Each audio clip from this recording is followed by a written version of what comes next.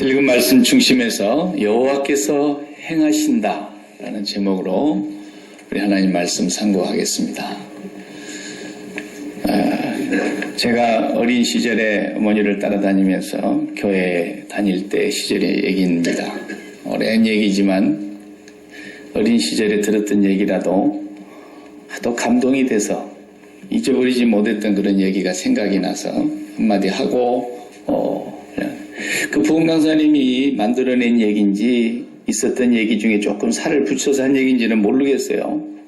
저는 지금까지도 그게 들은 얘기로 생생한데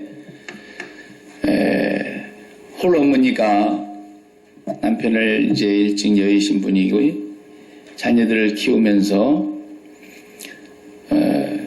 군밤 장사, 군고구마 장사, 붕어빵 굽는 그런 장사를 했다는 겁니다.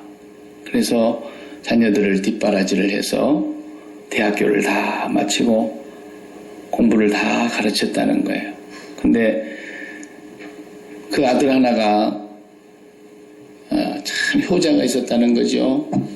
그래서 어머니가 이제 군밤 군고구마 팔다가 또 붕어빵 팔다 남는 거 있으면 당신도 배고플 텐데 꼭 집에서 공부하고 있는 자식 갖다 주려고 그걸 싸가지고 꼭 갖다가 주고 그랬다는 거예요. 그러면 또 이 자식은 또 어머니가 배를 고놓고 나를 갖다 주는구나 알고는 또 그걸 다 안 먹고 또 어머니 드세요 그러면 그래 어렵게 공부를 했는데 어떻게 공부를 잘했던지 졸업식에 이 아들이 이제 앞에 나가서 연설을 하게 됐다는 거죠. 졸업생 대표로. 그런데 이 아들이 연설을 하려고 나와가지고 하는 일이 자기가 입고 있는 이 졸업생 가운과 자기가 쓰고 있는 이 학사 모자를 어머니를 나오시라 그래가지고 그 모든 하객들과 졸업생들과 재학생들이 보는 앞에서 이렇게 씌워주더라는 거예요. 입혀주고. 그러면서 오늘 내가 있었던 것은 우리 어머니 때문입니다. 이랬다는 거예요. 어렸을 때 제가 그 얘기들이 얼마나 감동이 되든지 눈물이 나더라고요. 그러면서 또 이어서 하는 말씀이 또 한마디 하는데 뭐라 그러시냐면 또 어떤 부잣집에 아들이 있었다는 거예요. 근데 그 부모님이 얼마나 애를 그냥 아낌없이 다 해줘서 키웠는지 부족함이 없이 입히고 먹이고 갖고 싶다는 거 다 사주고 용돈도 마음대로 쓰고 막 이렇게 키웠대요. 그랬는데 이제 어머니가 졸업식에 갔다는 거예요. 갔는데 그 아들이 이제 먼발치에서 이제 졸업식을 하고 멋있는 모자를 쓰고 졸업식을 하고 이제 끝나고 나오다가 어머니를 만났는데 나는 진짜일까 싶더라고. 그때 그 얘기 들으면서 자기하고 4년 동안 대학교를 다니면서 연애를 하던 여자친구하고 나오는데 엄마가 아무개야 그러고 이제 다가오니까 여자친구가 누구야 그러더래. 그러니까 우리 집에서 일하는 아주머니야 그랬다는 거야. 난 정말 그런 자식이 있을까 싶은데 이제 그렇다고 하는 얘기를 하면서 효자와 이제 불효자를 설명을 하시는 거예요. 근데 우리 부모님들 사실 자식 낳아서 다 키워보지만은 그 자녀를 낳아서 10달 동안 이제 뱃속에 담고 있다 또 낳아가지고 낳는다고 할 때 저는 안 낳았기 때문에 그냥 낳아가지고 그렇게 쉽게 얘기하지만 그 낳는 사람은 속을 알잖아요. 그래가지고 또 그 핏덩어리 같은 걸 그걸 또 이제 키울 때 말이죠. 어쩌다가 그냥 감기라도 걸려가지고 저녁에 막 열이 그냥 40도 이상 넘어가면은 엄마가 들어누워 잡니까? 그놈을 그냥 살려보려고 그 찬물에다 수건 담가가지고 머리에다가 그냥 덮었다 뒤지겠다 그냥 난리를 치잖아요. 요즘 같으면 병원이라도 있지만은 옛날에는 그 밤중에 어디 병원 가기가 쉽습니까? 그렇게 키워가지고 그거 정말 떼쓰는 거 다 받아주고 자기는 좀 못 먹어도 다 먹여주고 자기는 좀 덜 입어도 좋은 거 입히고 그냥 그렇게 잘 키웠는데 앞에 얘기한 그 얘기처럼 오늘 내가 나된 것은 우리 엄마의 은혜입니다. 이 말 한마디가 그냥 평생 고생한 거 다 씻어버린 거예요. 그냥 돈 한 푼 안 들고 말로 다 갚아버렸습니다. 우리 부모님들이 뭐 많은 거 원합니까? 그런 거 원하지 않죠. 속이 막 뒤집어지다가도 저걸 내가 자식이라고 나가고 미역국 먹었냐 막 이런 생각이 속으로 몇 번 나다가도 이놈이 나중에 와갖고 철든 소리 한마디만 하면 싹 씻어져 버리잖아요. 부모님 고생한 얘기, 나 때문에 수고한 얘기 나도 다 압니다. 그러면서 그냥 눈물 한 번만 흘리면 천하에 못된 자식도 다 용서를 해주는 게 우리 부모 마음이에요. 그게 이제 다윗이 오늘 12절을 보면은 12절을 한번 다시 읽어봐요. 그냥 줄줄줄 따라서 읽으셨잖아요, 여러분. 12절 한번 봐요. 다윗이 여호와께서 자기를 세우사 이스라엘의 왕으로 삼으신 것과 그의 백성 이스라엘을 위하여 그 나라를 높이신 것을 알았더라. 이렇게 돼 있어요. 하나님은 요거 하나를 깊이 보시는 거예요. 다윗이 알았다는 거예요. 뭘 알았느냐? 첫째 자기 꼬라지를 한 거죠.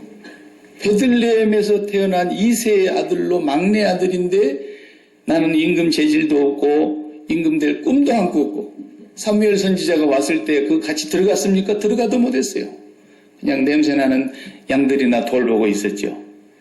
사무엘 선지자도 다윗은 안중에도 없었어요. 그런데 다윗이 하나님께서 점지를 해놔셨으니까 사무엘도 깜빡하고 엉뚱한 사람에게 기름 부을 뻔했잖아요.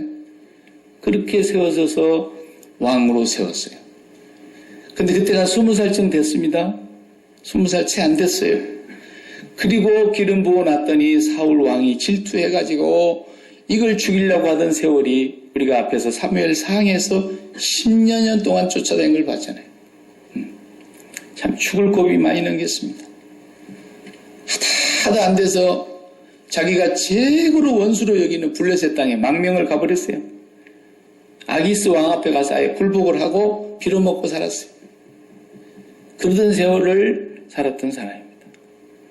그리고 자기가 칼 한 번 쓰지 않았는데 자기를 죽이려고 하던 사람들은 다 쓰러져 갔고 이제 오늘 우리 사무엘하 5장에 와서 보니까 12명이 투표해가지고 1명이 투표를 자기한테 해주고 유다만 자기 동족이니까 자기 골육 자기 핏줄이니까 나머지 11사람은 반대 사울 왕 이스보셋을 데리고 이스라엘을 이룩해 보겠다고 아브넬 장군을 중심으로 해서 반역을 일으켰던 그 11지파가 고스란히 다윗 왕 앞에 와가지고 우리 본래 한 핏줄 아닙니까?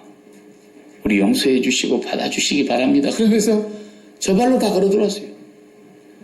그리고 오름지기 7년 6개월 동안 유다의 땅에 헤브론에서 유다 한 지파를 데리고 왕노릇을 했던 이 다윗이 이제는 예루살렘 하나님이 약속했던 그 성으로 돌아가서 아브라함이 번제단에서 이삭을 바치려고 했던 그 땅으로 다시 되돌아가서 거기에서 다윗성이라는 이름을 짓고 여부수 사람들을 다 몰아내버리고 거기에 이제 궁궐을 세웁니다. 그것도 자기가 세우는 것이 아니라 이웃나라 히람이라고 하는 왕이 바벨론에서 도와주었죠. 네. 많은 것을 갖다 줘서 이제 성을 쌓았습니다. 그리고 왕의 자리에 앉았다 이 말이에요. 그 역사가가 기록하기를 30세의 왕이 됐는데 유다 땅의 왕이 됐는데 7년여 동안은 유다를 다스리다가 나머지 33년 동안을 예루살렘에서 이스라엘 전체를 12지파를 다 다스리는 왕이 됐다. 그 결론을 이 사무엘하를 기록한 기자가 뭐라고 썼느냐? 다윗이 여호와께서 자기를 세우사 여호와가 나를 세웠구나. 그걸 알았다는 거예요.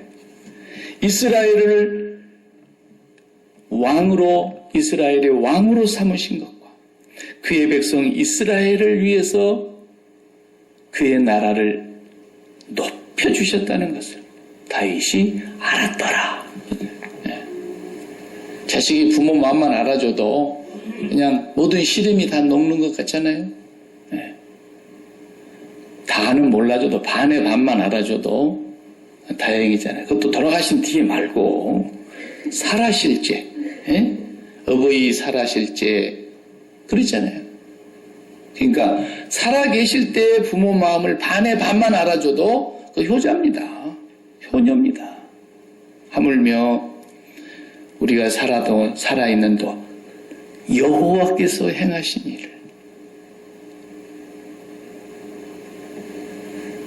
우리 찬송가에 그런 찬송이 있어요. 그 찬송 부를 때마다 참 눈물이 나요.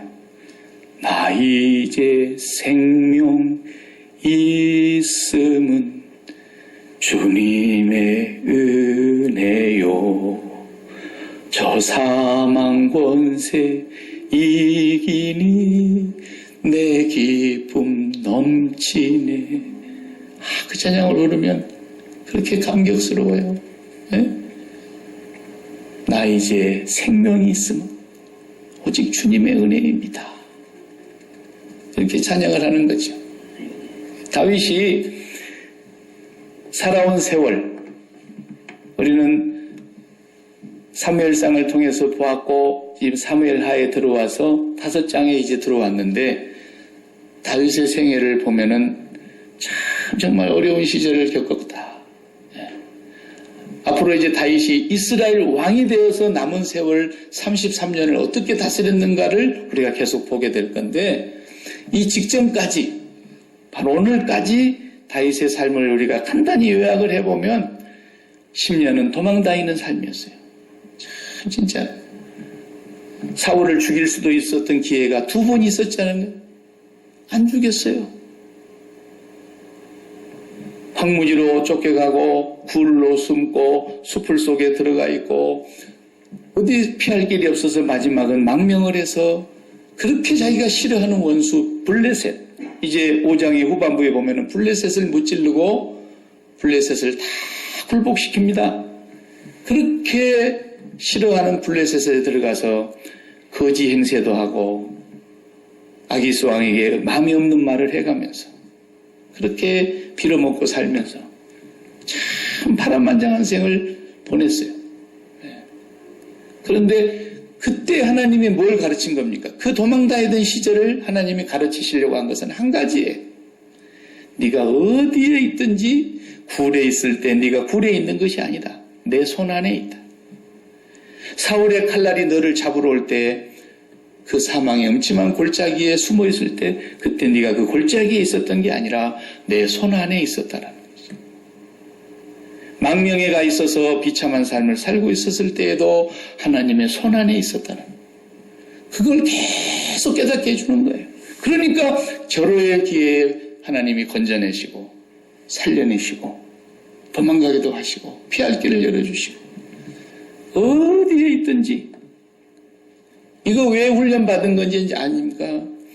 오늘 다윗이 이제는 대적이 다 굴복합니다. 그동안 자기를 반대했던 11지파가 와서 무릎을 꿇고 봐달라 그럽니다. 우리는 당신을 왕으로 모시겠다 그럽니다. 이날이 오기까지 이제는 모든 것이 끝난 거예요. 평안합니다. 태평성대가 이제 이루어집니다. 그럴 때에도 다윗이 태평성대의 왕의 자리에 있는 것이 아니라 하나님의 손 안에 있다는 걸 알게 하시려고 그런 거예요. 그렇게 살기가 쉽지 않습니다. 사람은 조금만 형편이 나아지면 금방 달라져 버리는 게 사람이에요. 우리가 정말 밥도 못 먹고 살던 시절을 다 우리 부모님 세대 때 겪어서 한 세대 넘어오기 전에 우리 한국 사람들 사는 것 봐요. 그 가난을 다 잊어버렸어요. 그 배고프던 시절을 다 잃어버렸어요. 우리가 그냥 안 먹고 내버리는 게 얼마나 많은지.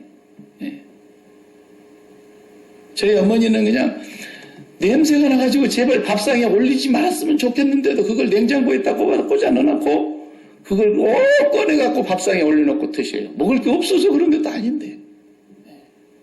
그걸 우리 집사람이 갖다 버리다가 혼났어요. 시집와갖고. 벼락났어요. 내가 치우라 그래도 치웠는데.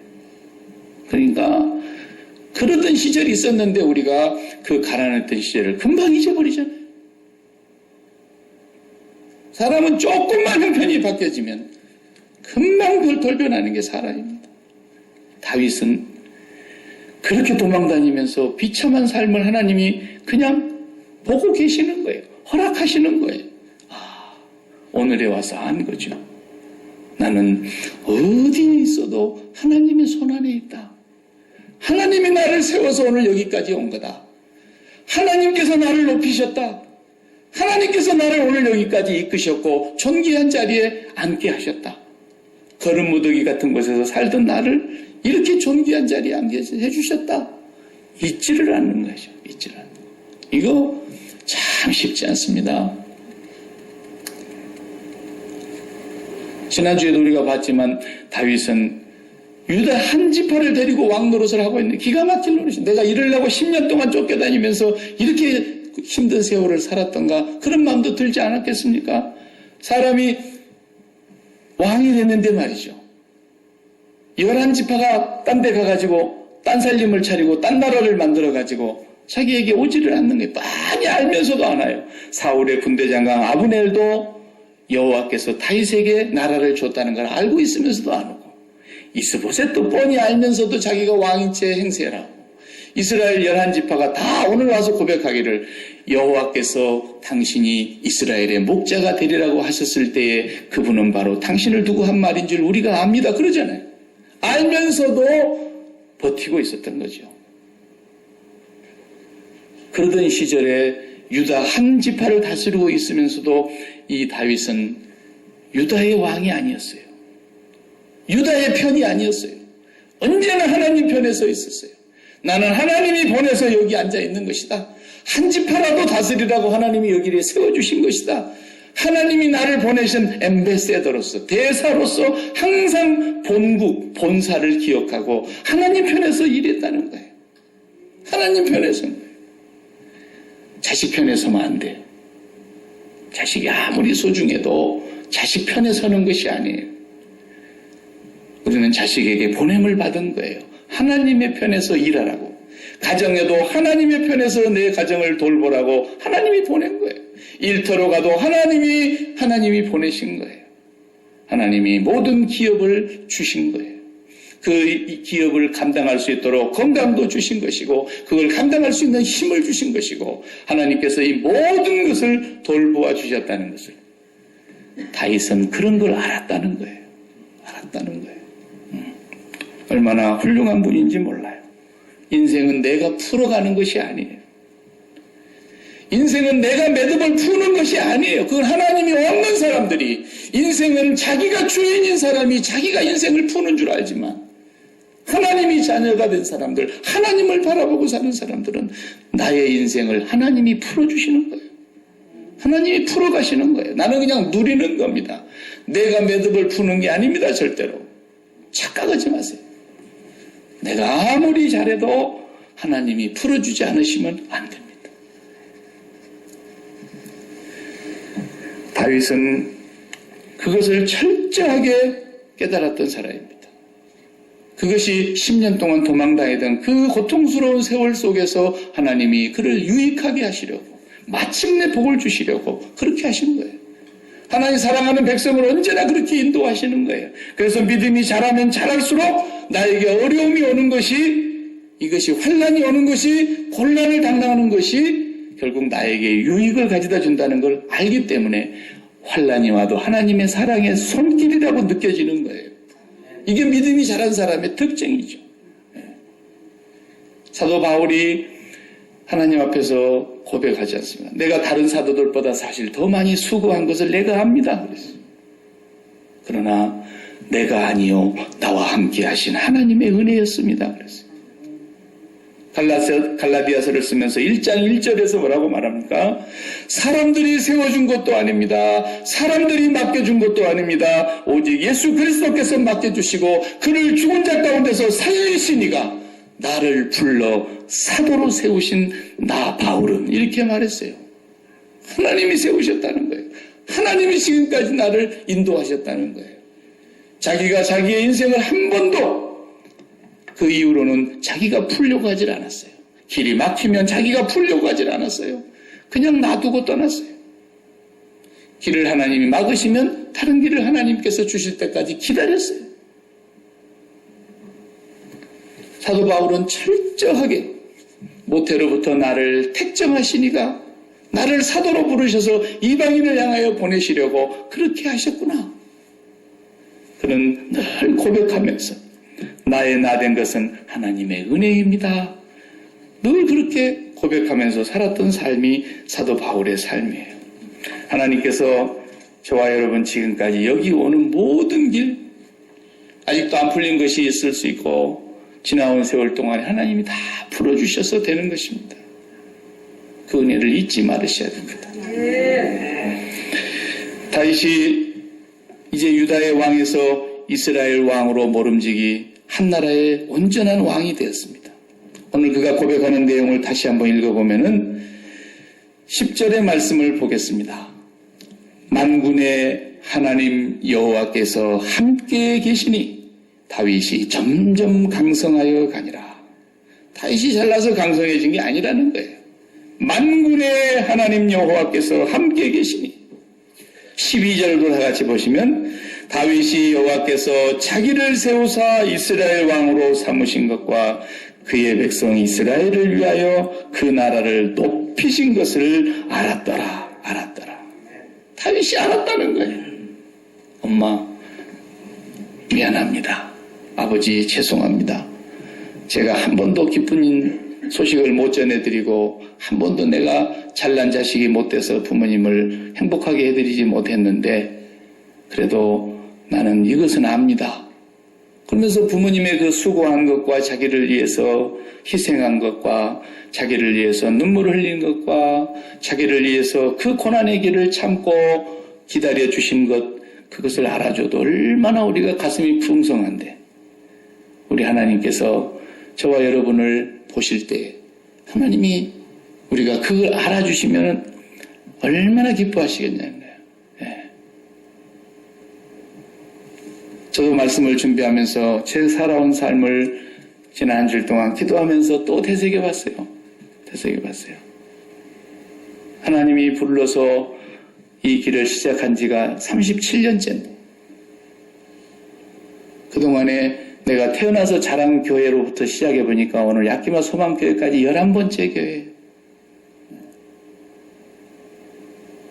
목회를 잘 못하니까 맨날 조금마다 가고 그래가지고 어떤 사람 한 교회에서 그냥 인생 종말 때까지 하는데 예.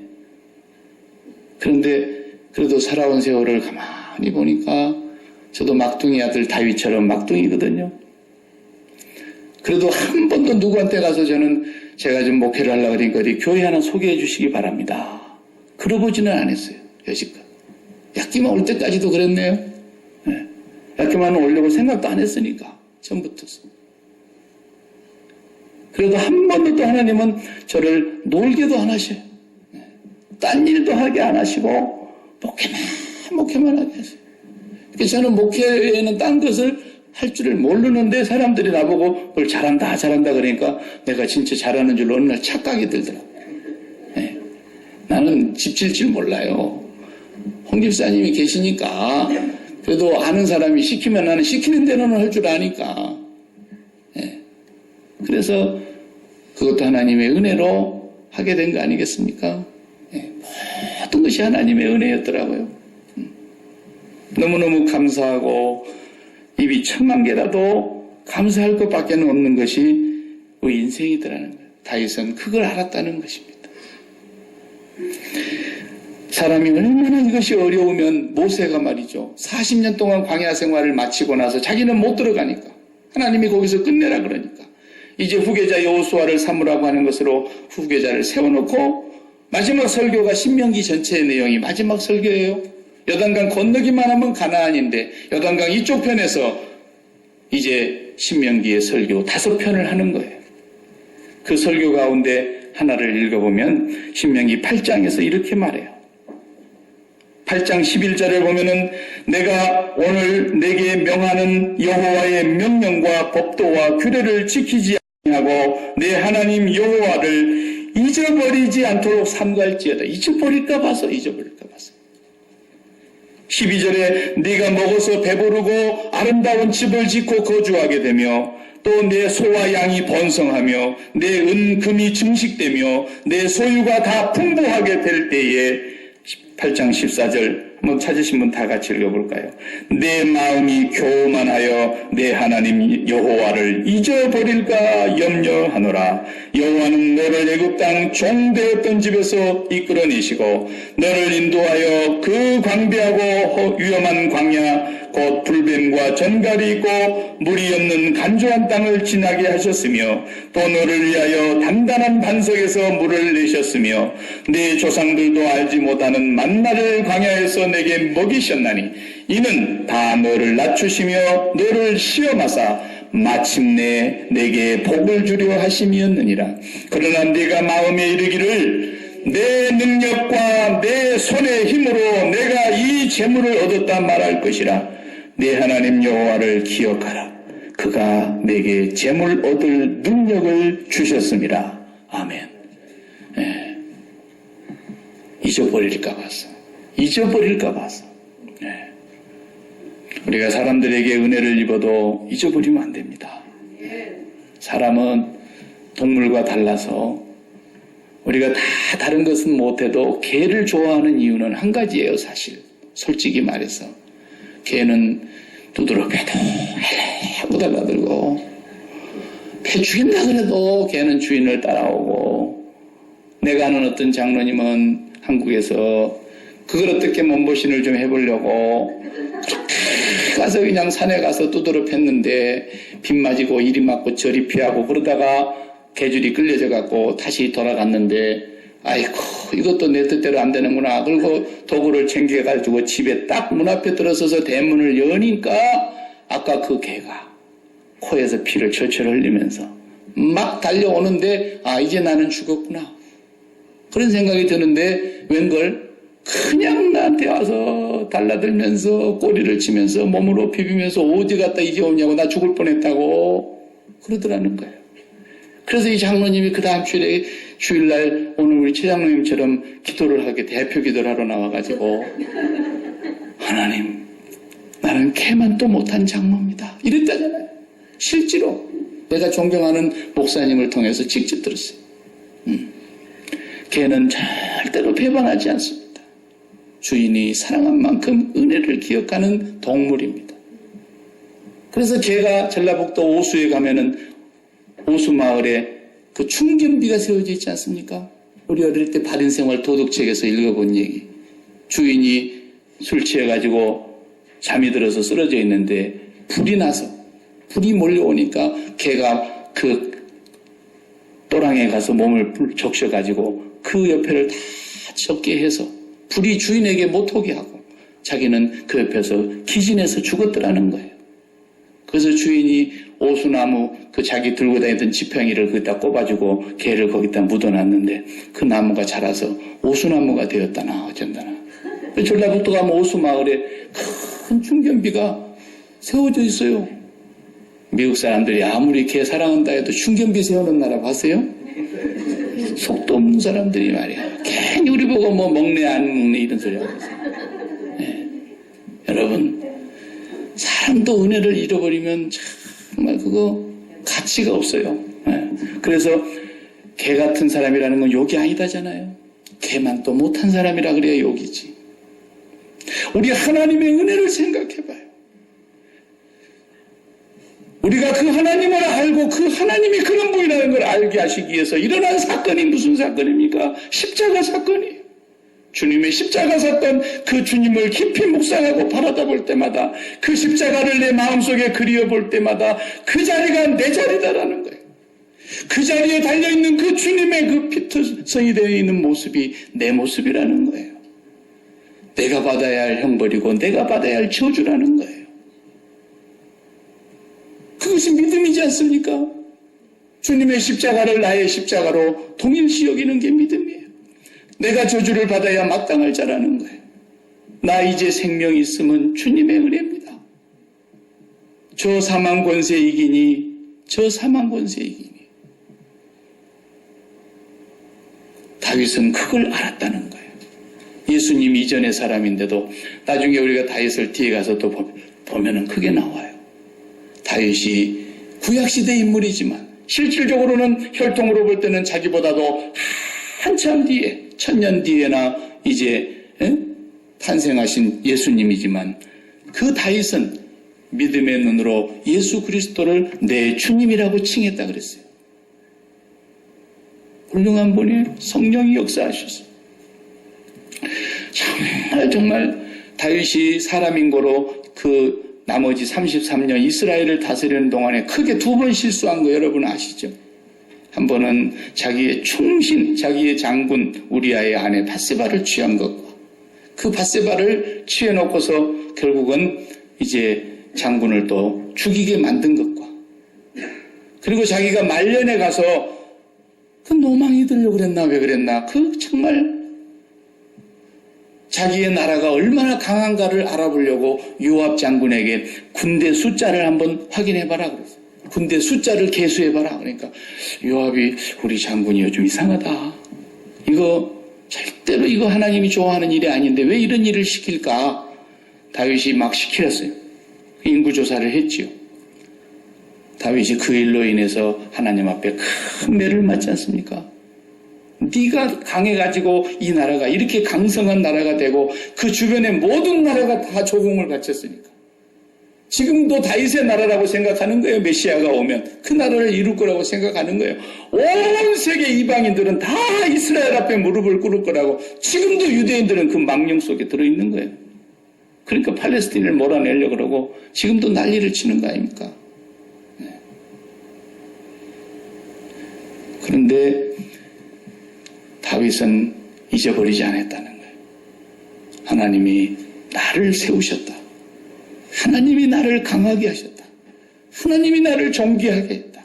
하나님이 나를 높이셨다. 하나님이 나를 그렇게 어려운 시절도 허락하셨다. 나는 하나님의 손안에 있었다. 이걸 잊지 않는 거죠. 예수 그리스도의 십자가를 빼고 나면 기독교는 할 말이 없어요. 예수님을 묵상하지 않고는 신앙한다고 할 수가 없는 거예요. 날마다 그 십자가를 바라다 보면서 내 본전이 저기다. 내 본전의 자리다. 내가 지금 살아있는 모든 삶은 은혜의 삶이요 보너스로 사는 삶이요 하나님의 무한한 긍휼과 자비가 임해서 하나님의 복을 받은 삶이다. 감사할 것밖에 없어요. 하나님 앞에 괜히 성질내지 마세요. 다 은혜가 빠져서 그러는 것이고 십자가가 사라져서 그러는 거예요. 우리가 이것을 잊어버리지 않을 수만 있다면 우리는 평생도록 하나님과 함께하는 동행하는 삶을 사는 축복을 누리게 되는 것입니다. 하나님이 염려하신다면 한 가지만 염려하시는 겁니다.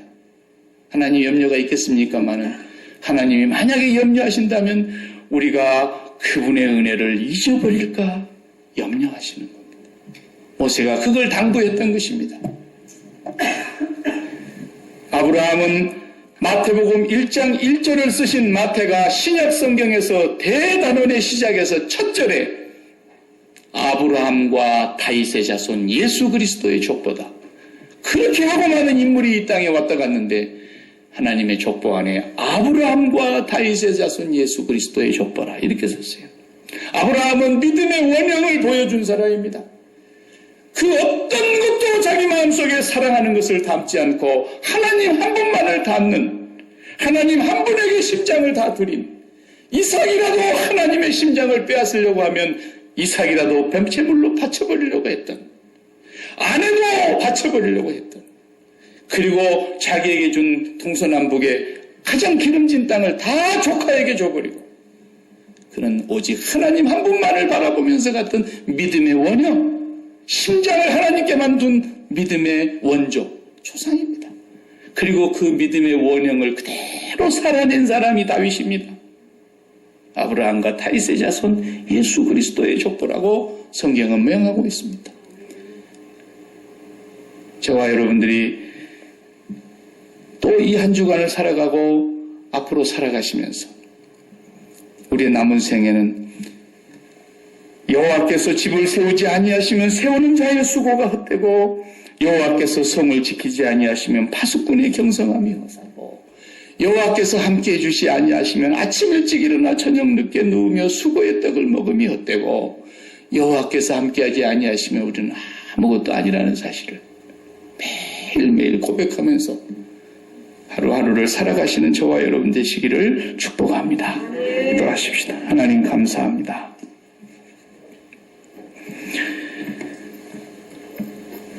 우리 입술에서 감사가 떠나고 원망이 나오고 찬양이 식어지고 불평이 나오고 하나님 우리 마음속에 한숨이 나오는 이유가 무엇입니까? 우리가 우리 자신의 처지를 알지 못하고 우리 자신의 본분이 본래 어떠한 존재인가를 깨닫지를 못하고 벌써 교만하여졌고 자만하여져서 하나님의 은혜를 망각한 탓이 아닌지 우리 자신의 모습을 다시 새롭게 볼 수 있게 하여 주옵소서. 주님의 십자가 앞에 겸손하게 하여 주시고 주님께서 광야에서 40년 동안 만나를 먹이신 것은 너를 낮추시며 너를 시험하사 마침내 복을 주려 하심이었다고 하신 주님의 말씀처럼 오늘도 우리의 삶이 주님 앞에 더 낮아지고 더 겸손해지고 십자가의 자리에까지 그 자리가 나의 자리임을 날마다 고백하며 살아가는 저희들 되게 하여 주시옵시고 아버지의 그 무궁하신 사랑 앞에 늘 감사하며 늘 찬송하며 주님을 섬기고 주님을 순종하고 살아가는 저희들 되게 하여 주셨습니다. 내 마음에 합한 자 이새의 아들 다윗이라고 칭함을 얻었던 것처럼 우리도 예수 그리스도로 말미암아 이는 내 사랑하는 자녀들 내 기뻐하는 자들이라고 주님께 은총을 입는 저희들 되게 하여 주옵소서. 예수님의 이름으로 기도하옵나이다. 아멘.